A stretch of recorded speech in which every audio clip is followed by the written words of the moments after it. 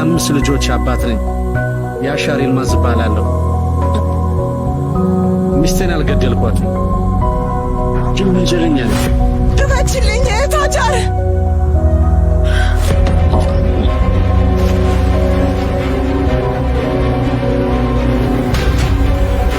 ሲሆን ማገኘሽ መስሎ ነበር፣ ግን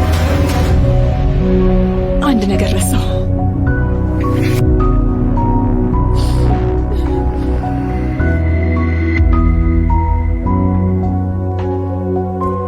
የአምስት ልጆች አባት ነኝ። የአሻር ይልማዝ እባላለሁ። ሚስቴን አልገደልኳትም፣ ግን ወንጀለኛ ነኝ። ድረችልኝ ታጃር